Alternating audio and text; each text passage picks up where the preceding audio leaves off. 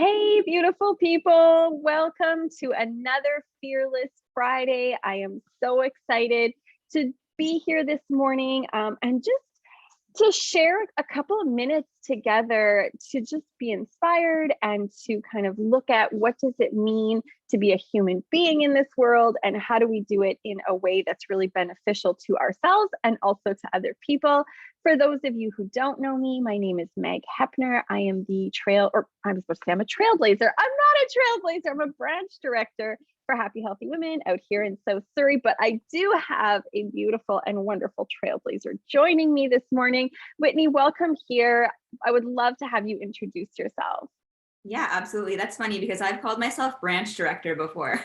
And I'm like, no, I'm not a branch director. But I am a trailblazer with South Surrey. I started this year, so I'm a few months in. I've had a few workshops so far.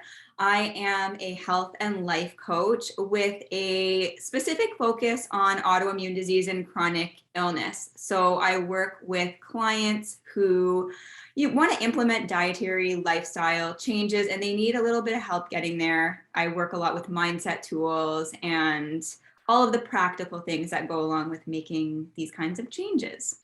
I love that. I love that. And I've said this before and I'll probably say it a million times, but like the idea of having someone walk with you through a health journey is just so beautiful. Yeah. And it's something that's so necessary because it's such a big thing in your life. If you go like, I want to get healthy, the information out there on how to get healthy is so massive and overwhelming. And to have someone walk through you with that, like, oh, what a gift.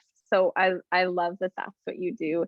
And I'm excited to talk with you today because one of the things that when you start your health journey, everything feels new and overwhelming and like, how do I, what do I, where do I, and all of that stuff. And eventually, though, if you decide on what your health goals are and you work towards them, those new health goals become habitual. And you're actually hosting a workshop on very much that, really going, what do you want for your health? And then how do you build a foundation of habits that supports that health? Yeah. And so one of the things that I was thinking about as I was thinking about your workshop and how incredible that was going to be, I thought to myself, what happens if you have so many goals that you go, where do I start even with just selecting which goal to go with first? Or how do I know which step to take first? How do you kind of break through all that noise to go, this is my starting point? Because often it's so noisy that you don't even start. Yeah. So in my workshop, I call this Discover Your Desire. And that's really step one of my process. So that means taking a few minutes to write down what it is that you want for your health or your life. And I like to make the workshop versatile. So if somebody has a health goal, it can be a health goal, but it can also be a business goal or a life goal. The process will work for any type of goal. So it's really starting with a little bit of a brainstorm on what are the things I want right now. And you want to use a ranking system because if you're not between an 8 and a 10 on that desire, it's not something that you want to start with. You want to start with something that's really fiery within you. And once you decide on that, you want to do the cliche, discover your why. So why do you want to do this now? And you have to have some pretty darn good reasons for that, because when the going gets tough, that's what you're going to come back to. Yeah. Okay. So that's fascinating. And I'm curious if you run into this. The whole discover your why thing is a fascinating process. And I've had an interesting journey with that. And I'm so curious if you have experienced this with the people that come to you. I have wanted to lose the same 10 pounds or 15 pounds ever since my son was born, right? Up and down and up and down and up and down, and I lose it, it goes back. Yeah. And every time I say, what's your why? I can get confused on my why. Okay. And I pick the wrong why. Like sometimes I'll go, I want to feel great in summer and I can wear whatever I want to wear. I don't want to be self-conscious. I want to be able to go to the pool with my son. This was really big when he was little. I want to go to the pool with my son and wear a bathing suit and not feel like I still have that little mommy Tommy going on or whatever. And it never worked for me. Mm-hmm. Because I was picking my wrong why. I was picking the why I think that the culture was giving me, like Yeah. look better. Mm-hmm. And it's interesting because as I've gotten older, I changed my whys into going like, my real why is I just want energy. Like I'm tired of being tired. So I'm curious, do you ever find when people look for their why that it takes a couple of times before you get what your why actually is? Yeah, and it can change over the course of the coaching process. So if I work with a client for 12 weeks, their why might change. And I check in with them on that at, say, session 3, 6, and 9. You're always checking in to see how things are changing, because as your body and mind progress, your why can change. And I think in your situation, like you said, you were getting that messaging from somewhere else and it wasn't actually important to you. You Yeah. thought it was supposed to be important to you, but when you took the time to like think about it, you're like, it's actually not important to you. And if it's not important to you, you're not going to do it. Yeah, and that's totally right. Because I thought to myself, like, my son is 17 now, and I'm like, I spent a good, 10 years going like, well, I got to get my body back, and thinking that that was sort of the health goal that I had. And it was an amazing thing to realize, no, I actually accept my body just fine. It's the voices outside of me that are kind of telling me, this and that. And what do I really want? I just really wanted more energy. Mm-hmm. And I wasn't giving myself the things that would give me energy. So I think that's fascinating. And I love that. Like, and that's such a beautiful thing about what you do. There's not this like focus on right or wrong. There's a focus on the journey. Like what I say my why is might not be my why after exploration. And after the third or fourth coaching session with you, you might go like, well, let's dive into your why again and really see if it needs some re-looking at or rethinking. And I think that's beautiful because and I don't know if you find this, but I find this for myself and even for my clients, there's such a pressure of getting it right and getting it right the first time. Like, right. And so this idea of holding space for people to go like, look, during this process, things will change and that's okay. And the whole process will bring you more and more and more clarity. You don't have to know the end at the beginning. Right. Exactly. Yeah. And so just bringing it back to that point on you really wanted more energy. So step 2 of my process is determine your choices.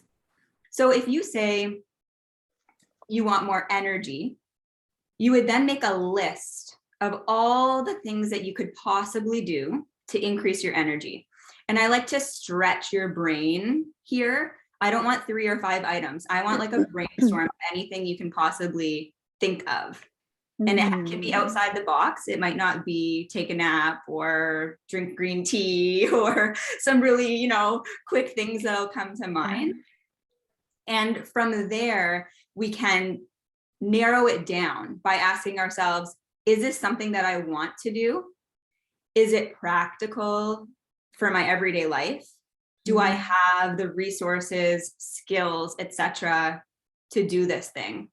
And that's how you'll go about picking something off of that really long list of all of the possibilities. It has to really resonate, feel right, and be something that you can do now. Yeah, it's such a good point because, and I think the question that stood out to me that I was like, oh, I should ask myself that way more often is it practical? Because I cannot tell you how many times I've put something on my list. Like, let's say I'm like, and even if it isn't a health goal, well, I mean, it kind of is a health goal, but even if I'm like, okay, I really want to develop my spirituality, I really want to be like intentional about being spiritual. And I'll be like, well, I want to meditate and I want to do this. And then the goal becomes, I want to meditate for half an hour. And I've like, never meditated before or whatever. And it's not practical. Or, I want to meditate in the morning. We were talking about before we hit record, you meditate in the morning. And I go, well, I would love to meditate in the morning. And then I go, but wait, does my morning routine support that? It doesn't. It's not practical for me. I'd be a much better meditator in the evening or over the lunch hour or whatever. And I think sometimes we get these messages about like, wake up at 4 in the morning and, have your green juice ready and then, walk 17 gazillion miles and, do all this stuff. And it's Yeah. not practical for us. And then we set ourselves up to fail over and over and over and over again. And so that question of, does it fit you, Yeah. is such an important question.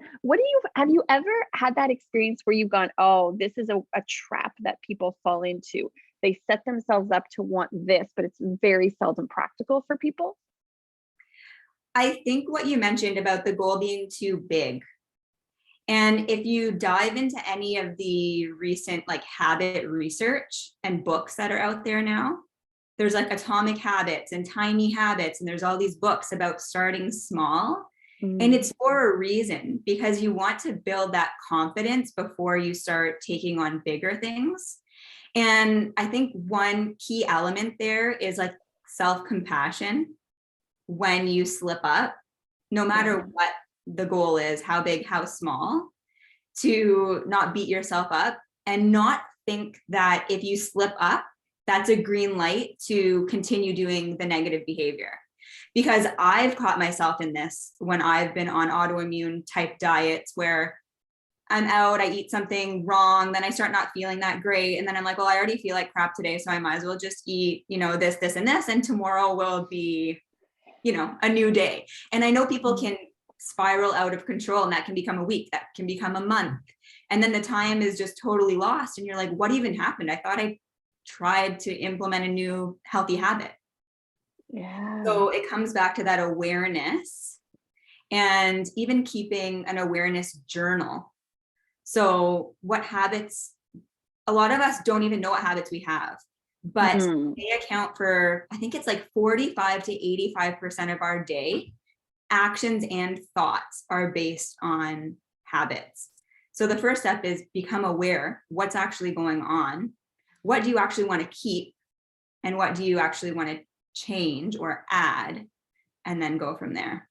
Oh, you know what? Well, first of all, yeah, it's such an interesting thing because there was a time when it was all about the big, hairy, audacious goal. I don't know if you remember that, but like everything in personal development was like the big, hairy, audacious goal, and like really like out there thinking, which is fine. It's good to have a bigger vision for what your life wanted. But I think a lot of us then go, if I'm not, hitting that, and if all I'm doing is drinking an extra cup of water every day, well, then I'm not doing enough. And again, we set ourselves up to fail. And I remember my brother actually, when he first got on his health journey, he went, you know what my goal is today? 1 extra bottle of water. That's it. Like, that's my goal. And if I can do that for 7 days straight, I give myself a huge pat on the back, and then I up the goal the next week. Like, could I do 2 extra bottles of water? And that was his health journey. Like, he slowly inched his way towards being healthy. And it was such an amazing thing to see because he's kept it. Like, that's who he is now because he's actually internalized. But you're so right with this idea of, oh, I messed up once and now the day is shot. So whatever, like that, I would so be guilty of that.